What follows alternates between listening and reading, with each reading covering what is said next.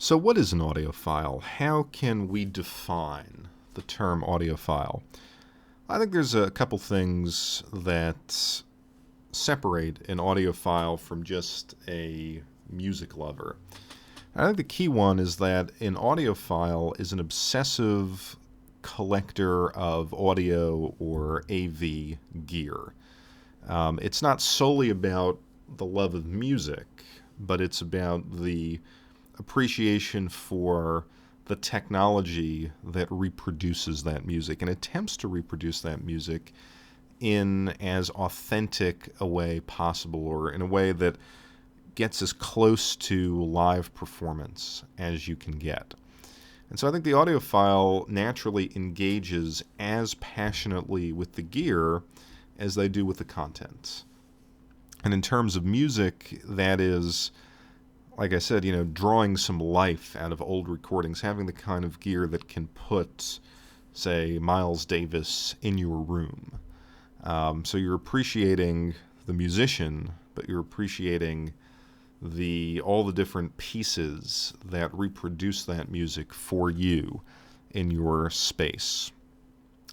And then I think, lastly, and I think this is one of the defining characteristics of the audiophile, is that you have a persistent dissatisfaction with the current state of your system. An audiophile is someone who is chasing that ideal of perfection, but it can never be fulfilled. And you may think on one particular date that you've done it, that you've gotten there, that your speakers are reproducing music to the level that you want, or your home theater is delivering the impact that a real theater can deliver.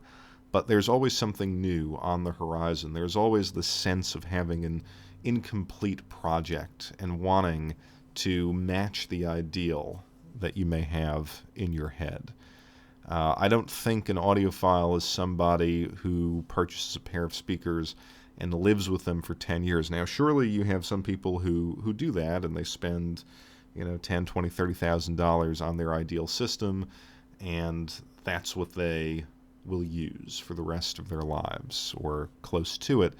I kind of think that's rare. I think the audiophile, the pleasure of the hobby isn't in remaining static with one system. I think there's always that sense of tweaking. There's always that sense that you can go beyond what you have. I want to just talk a little bit about the AV receiver. I've always thought receivers are some of the most awesome components in consumer electronics.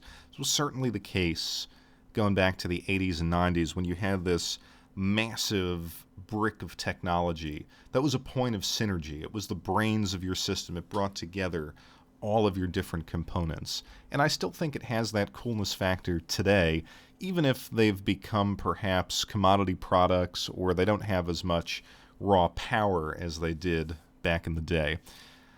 But selecting an AVR is one of, if not the most essential tasks when you're shopping for a home theater system, at least your main home theater system. So I think there's three things that you have to consider, three things to look for. And those three things are, first, you want to get a receiver that's kind of mid to top of the line. And I would go past mid to like the middle point between the middle and the top. And the reason for that is you get more interesting features, like definitely want to get an HDMI connector on the front. That's not such a big deal. Most of them have that these days. This receiver is about 5 years old. But you also want to make sure that your receiver has pre-outs on the back. And these are basically extra ports that allow you to connect external amplification to 2 or more channels.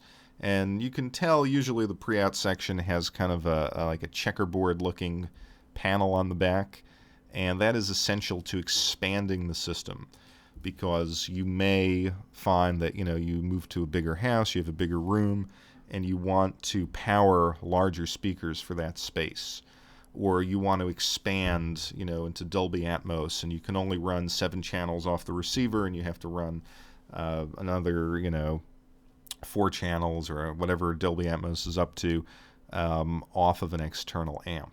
So that is critical, because if you don't have that and you want to expand, you're going to have to buy another receiver anyway, and it can get expensive. And then lastly, I would suggest getting a receiver with multiple video outs, and some of the higher receivers have that, so you can run multiple televisions off of it, or you could do what I've done, and you have a TV attached plus a projector. You could put a TV in another room. Just you want that expandability, and it's worth paying for it up front rather than having to constantly upgrade when something new comes out or when your living situation changes. So how does a person become an audiophile? And here, being an audiophile is a kind of very personal journey. Obviously, there's no standard that all audiophiles adhere to. So I'm just going to take you through my personal journey, and maybe that has some relevance to other people's experiences. So for me, getting to this point started when I was very young. I had a friend, and his father was an audiophile. He may not have called himself that, but this was in the mid to late 80s, maybe into the early 90s, and this guy had all of the AV gear that you could possibly want. He had racks of Betamax players and VCRs and surround sound systems, receivers, all of that, cool Japanese, whether it was Sony or Pioneer systems, all of those components that I think if you kind of grew up in that time, you aspired to. And I would just kind of marvel at, he had a setup in a finished basement. He had a setup in the TV room. He had this like little, really, really small office with a TV and a huge rack of stuff above it. And I kind of looked at that and marveled and said, wow, I didn't know that this was possible. I wanted to know how each of these components worked. And, I can't say that I ever got like a tour and everything explained to me. What wasn't that kind of relationship. But I would just, every time I go over to this kid's house, I would say, wow, this is incredible. I only hope that I can do this myself one day. And I would sort of compare that to my home, where it was like, we have a TV, you don't need, we have a VCR, you don't need speakers, you don't need a laser disc player, you just need kind of the basics, and let's watch and enjoy television. So I really didn't have the experience of being an audiophile at all, save for, I think it was the early 90s, and my parents, for Christmas, bought one of those kind of like self-contained home stereos that they had back then. It was a Panasonic. It had a turntable, a cassette deck, and then kind of like a separate CD player underneath it. And I loved that thing, and I would, every chance I could get, I would play, we only had a handful of CDs, so I would play those CDs. And then I noticed one day on the back that there was two, line-in jacks, little RCA jacks, and so I realized, wait a minute, I can run my video game consoles into here and get stereo sound for, my Genesis or my Sega CD, and that kind of got me started. That was the bug, if you will, because I was of the generation where video games were cool. That was the thing to do. And when I saw that I could enhance the video games with sound, that was the point where I was like, okay, I'm going to, whenever I have the available money, I'm going to do this. I'm going to play my video games through good speakers. And from there, that kind of took me to the appreciation for music, for home theater. And as I got older, I was always buying some kind of gear. And a lot of the times, when you're teenage years or early 20s, you don't have a ton of money. So you're just kind of getting what you can get at the Best Buy. But, you always have that fantasy. So one of the things that I would do is I would get the J&R Music World catalog and study it incessantly. JNR Music World was a big kind of like AV gear emporium in New York City, and they're now out of business, but they would send out, I think, maybe 4 times a year these catalogs, and you could see all of the latest equipment. So I'd pour over that. I would ride my bike to Radio Shack, and I'd just buy cables. I didn't have any use for the cables necessarily, but I just liked, whether it was, component cables or a Toslink cable, or just, long gold-plated video cables and stuff like that. So I had this collection of cables that, maybe I connected it to the family VCR if it was a video cable or something like that. But that's how it got started, and that for me continued, till this very day. And the more disposable income you have, kind of the more you kind of commit to that project. But that was the origin story for me, if you will. Part of the journey of being an audiophile is developing a nostalgia for certain gear that you got over the course of your life. And what you're looking at here is my first major TV purchase, and that is a Samsung, I think it's HLT 8750 ST, and it was a rear projection LED DLP television. And it just gave me, years of pleasure. It was a transitional technology, so it wasn't the old school rear projection systems where the bulb would go out after 3,000 or 5,000 hours. It had a 20,000 hour lifespan, and it just gave a superb picture at a time when LED TVs weren't there, just flat panel LEDs. And I would suggest that it's even, it rivaled plasmas at the time. Maybe not the best plasmas, but it was a solid home theater television. And it's just sitting in a corner, and I can't give it up. I never use it. I would like to give it to somebody who would get some use out of it, but it's just sat here for a number of years now. But when it's part of the journey and it's something significant where, hey, I had my first house, my first big purchase was this television, which was a big screen at the time, and it just reminds me of my youthful years, and therefore it sits here. And I think as you collect gear, you develop that nostalgic connection to certain pieces. So what are the benefits of this hobby or of this lifestyle? I'd almost say that being an audiophile is more of a lifestyle than it is a hobby, but we'll still call it a hobby for now. I think one of the key benefits is that you get this enjoyment and for the sensory pleasure of sound as such. You enjoy and you learn how sound enhances media, again, whether it's home theater, whether it's video games, or whether it's just your favorite music that you can hear with higher fidelity. And I think as you kind of go around the world, so many people are just content with the basics, Like I said, with my family, it was, well, the TV has speakers. Why would you need any other speakers? Or the people who, have earbuds, and that's how they listen to music. Or, now everyone has the AirPods, and it's just like, with a great pair of headphones, I guarantee you could beat whatever is coming out of those AirPods. So you have so many people that never allow themselves to experience the pleasure of sound. And I think once you learn how to do that, everything surrounding, your whole experience of media consumption gets better.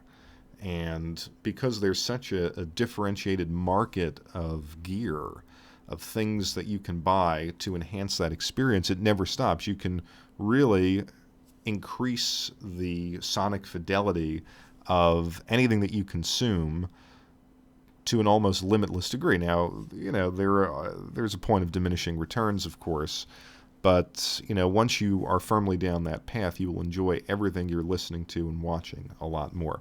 So I think that's the one kind of key benefit. Now, for me, I've always enjoyed the fact that being an audiophile is a solitary, almost meditative hobby.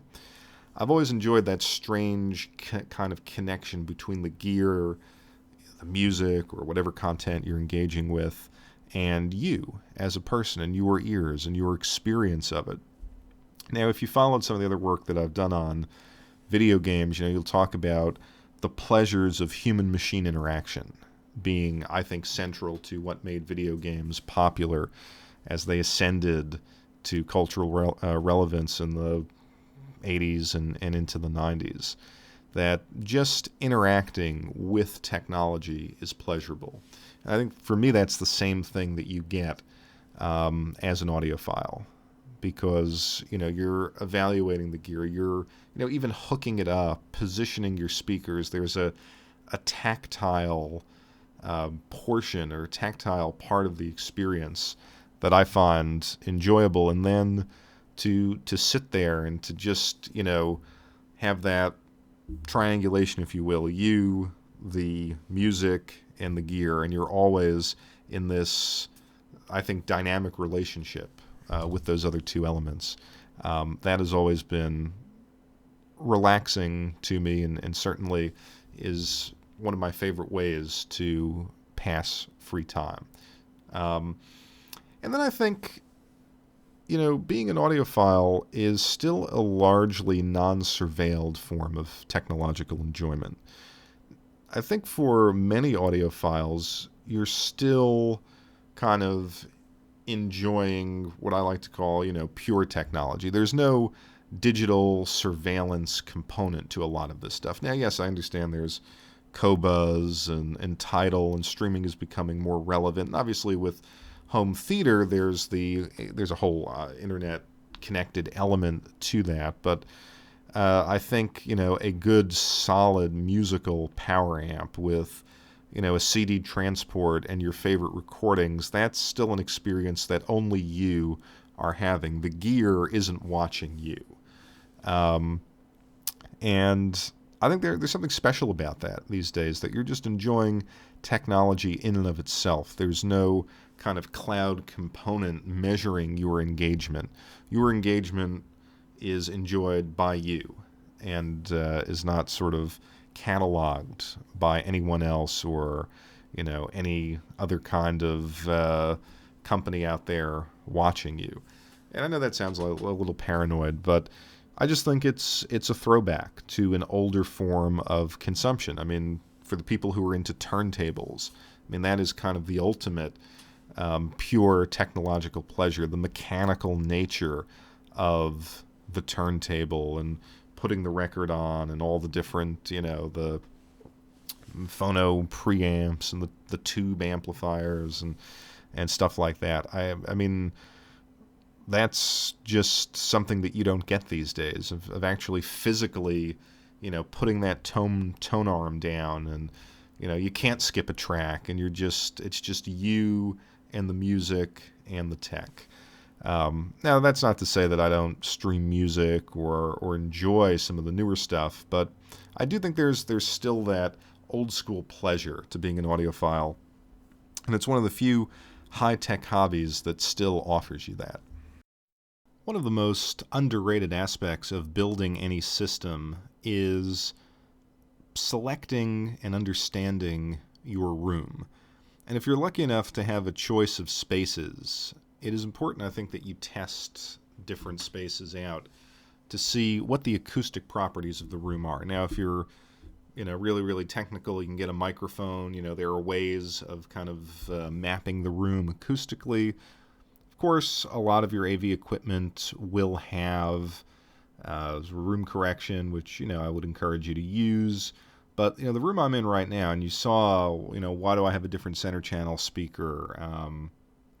Well, the reason behind that, the reason why I had to really, up my amp power is that I have a very inefficient space. I'm in a loft, essentially, and these ohm speakers, really the only speakers that, for me, could fully pressurize the space adequately. At least, again, the speakers that I bought. I could have selected certainly maybe more powerful speakers, but of all the speakers I've had in the room, and I've had about 4 pair, these do the best job of filling the room with sound.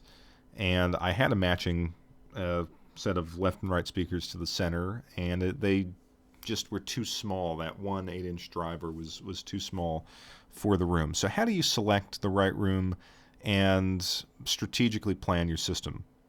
I think very easily you do the clap test. You go in your room, you clap your hands, and if you hear that sort of shrill echo, that means that the room needs some treatment, or it's not the ideal room.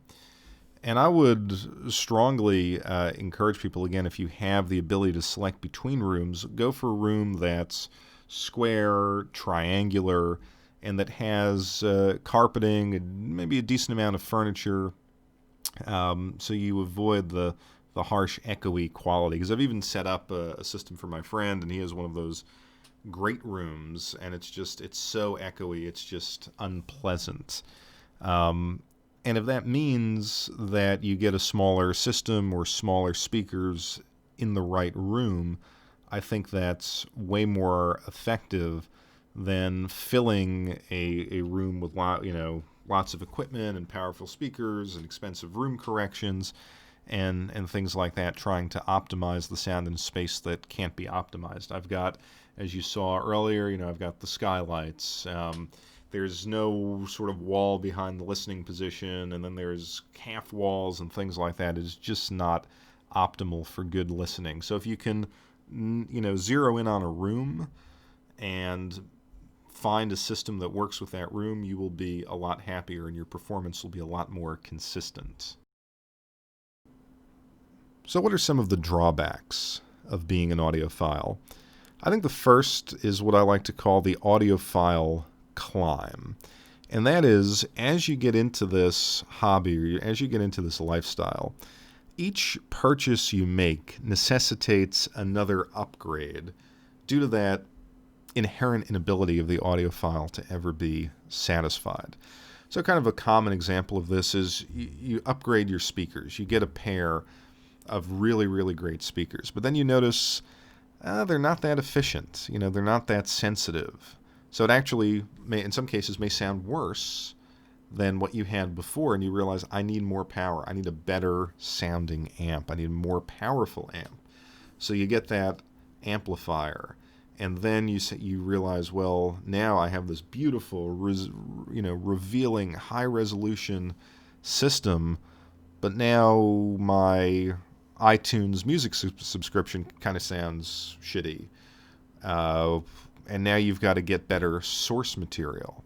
So whether that's getting SACDs, which are considerably more expensive, whether that's paying for Qobuz, is I think like $200 a year for the highest bit rates, or, purchasing FLAC files, or getting that super expensive turntable that's going to extract more resolution from your vinyl. So there, you go down that path, and that's just to say nothing of cables and power conditioners and room treatments. There's always an imperfection that you have to correct, and the better the gear you have, the more obvious the weak links are in that system. Now this becomes incredibly expensive, and as you see the kind of stuff that I'm showing you, this is not expensive stuff in the audiophile world. Now, it's probably more money than maybe I should have spent rationally, that there are better places to have, quote unquote, invested this money. And I don't really think buying audio gear is an investment of any kind, but you're always put on that path. And no matter how many times I tell myself, look, I'm just going to be happy with this, I'm going to be happy with what I have, you get that itch to upgrade, and that one upgrade necessitates the next. It's a problem. Now, I think the reason for that is that this hobby feeds into obsessive-compulsive tendencies. And I will willfully admit that I do suffer from a bit of obsessive-compulsive disorder. And I think for an audiophile, the power of suggestion and the ability to bias other people or yourself, and have yourself asking, hey, what am I really hearing, is a way to manipulate you into purchasing more things. You ask yourself, are the imperfections that I'm hearing really there? and you kind of go down this self-manipulating path, but it's also very easy for the cable vendor to say, oh, if you purchase this interconnect or something like that, or this power cable, you're going to hear a new level of fidelity. So you're always constantly listening, but also questioning what you're hearing. And it's potentially unhealthy because it really does detract from your enjoyment of the music. I think also, as you go into this hobby, and you're seeing this certainly with me, and if you go online and you look at other listening rooms, you have what I'll call gear sprawl. You have these monuments, these towers of audiophile gear, and essentially they're monuments to this obsession that I'm talking about. And the deeper you get into this hobby, the more gear piles up in front of you. And you soon almost begin to live among the gear, at least in your listening room, if not your whole place, depending on how crazy you go. And it kind of reminds me of an anime called Serial Experiments Lane, which has nothing to do with audiophile stuff. But anyway, the character kind of gets into computers, and slowly the room is taken over by wires and screens and boxes. And I feel like that is where you go when you're an audiophile. You have this rack of stuff standing in front of you. I mean, think of people with the super expensive gear who need, 80-pound Class A mono blocks, sitting on the floor connected to these massive speakers because they require so much power. If you pull back a little bit from that and you just look at your room objectively, it seems a little silly. It's like, what am I doing? Why do I have all of this stuff? And I think that is often the reaction of spouses and guests when they come in, to your audiophile space. It seems like unnecessary clutter, but to you, the essence of the experience is right there. And I think, again, if you let yourself get out of control, you will fill up space with audio gear. And then I think lastly, one of the drawbacks is what I will call the dark side of the inherent solitude of the hobby. And that is, you can never really share the audiophile experience with other people. Other audiophiles, they have their own preferences. And so when they hear your system, if it's not to their preference, they won't enjoy it. They may, you can talk about the different stuff you have, the different components, how you chose them, but they are never going to have the passion for your system that you have. Now, spouses and uninitiated friends don't understand any of it, and to them, you can't really share the audiophile music experience. They just don't get it, for lack of a better term. And when you're dealing with a person who's like, listen, I like music, I'm cool with my phone, I honestly think for certain people, they don't hear the difference in quality. They may hear the loudness. They may say, ooh, that sounds nice, but they're never really convinced to go down that path, and maybe that's better for them. But even something like the seating position in a listening room, I mean, ultimately, it only has one sweet spot. You are the apex of the triangle. And that's kind of the nature of the hobby. It's a whole bunch of gear focused on you as the listener.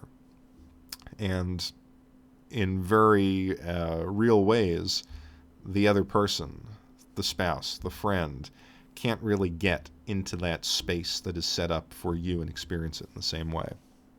I want to now give some kind of general ideas about selecting speakers.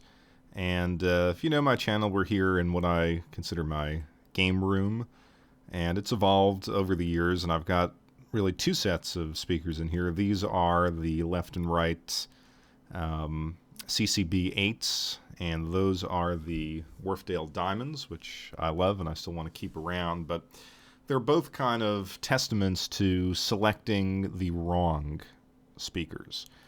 Now, they were the wrong speakers because I didn't really understand the space well, and that was kind of the main theater loft that I was showing you.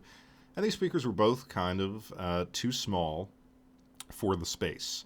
So again, that is so key, is figuring out the space that you're working with.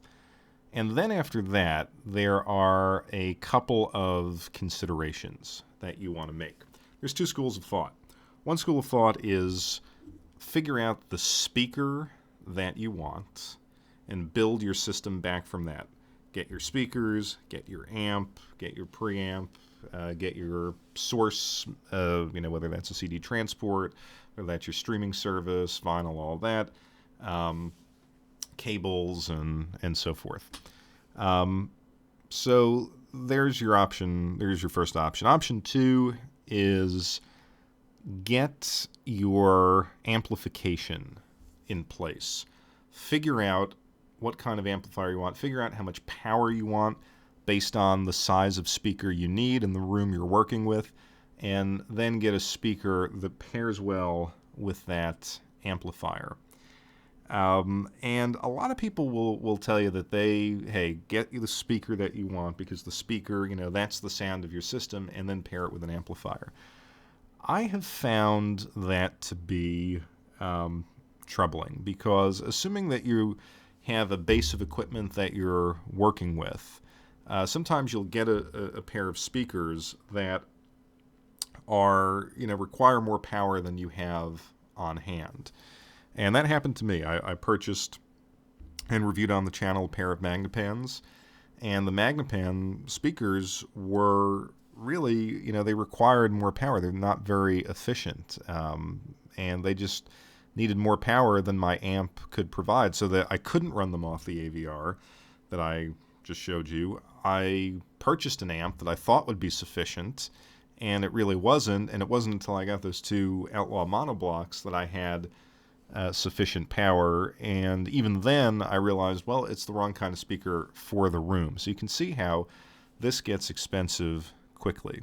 So regardless of whether you want to go with the speaker first or the amp, you have to figure out what kind of sound you like. And to do that, obviously, best thing you can do is go and listen to speakers in person, whether you have an audiophile friend or you have a dealer near you. And both of those things are actually pretty rare.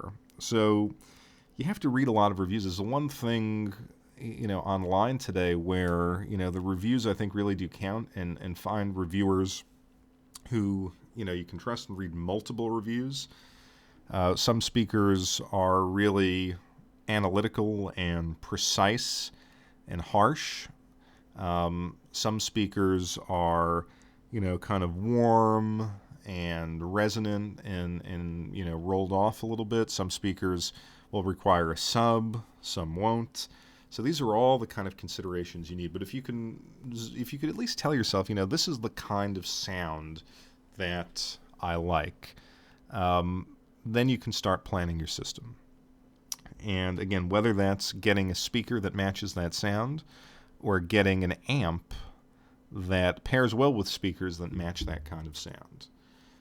Another piece of advice that I'll give you, particularly if you're just starting off, is get an efficient speaker. Get a sensitive speaker, and it's usually rated in decibels, where you can go and you could see, something in the mid to high 90s is an efficient speaker. If you're in the mid to high 80s, it is an inefficient speaker, and you're going to need more power. The less efficiency, the more power you need. So these CCB8s are fairly efficient speakers. I think they're rated at about 94 decibels. Yet they were not the right size for the room. But when I put them in this, my game room in this office, the performance really changed. It's a normal size room. It's kind of a squarish room. Very, has a lot of furniture in it, doesn't have any echoes, doesn't have high ceilings, and these sound really, really good in that room. So when you have efficient speakers, you don't have to necessarily worry too much about amplification. They can run reasonably well off of a mid to high range AVR. typically. I mean, every speaker is different, but these speakers, for example, do really well off of this Onkyo AVR. And they're actually pretty impressive, in that combination. So I don't need amplification, external amplification. Again, because, the audiophile in me is crazy. I may want to try it. I may want to get some new gear in this room, even though I shouldn't. But you can kind of start the journey that way. And if you, again, match everything to the room and to your tastes, and you have efficient speakers, you can get a really good experience for, I would argue, less money than you might otherwise spend, building the Franken system like I was, and not really having a plan for putting the components together. And that will get you started, and then it'll be up to you to determine, is the sonic improvement worth it? Do I want to go down the path of building out a more powerful system all around? Or maybe you'll kind of get into a very unique place, I think, for the audiophile, and that is extended satisfaction. Maybe by getting the efficient speakers in the right room with reasonably priced amplification, you'll be happy for a couple of years. And in a way, I think that's, probably a more enjoyable place to be than constantly experiencing the upgrade bug. The final question I want to address is, what does an audiophile hear? I think the way we listen is very different from the music lover or the movie lover. I think we experience media differently. And I think the key differentiator for us is, we enjoy music, or we enjoy movies, we enjoy games, but we also enjoy sound as such. And on the one hand, music and sound are always in a reciprocal relationship. I'll listen to different kinds of music so that I can experience different types of sound reproduction. I want to test my equipment. What does it sound like with, big rock scores? What does it sound like with a string quartet? And so in that experience, I'm always discovering new music that I then appreciate for its musical quality. But I would say that for me, I'm also just very much listening to the sound, as instead of just the music. And I think audiophiles are different here. I mean, I think certain people are, really music lovers and musicians, and so they are maybe more listening to the music, and I think others are the kind of tech enthusiasts who are examining the sound, and there's always that relationship between the two. I kind of call this detached listening.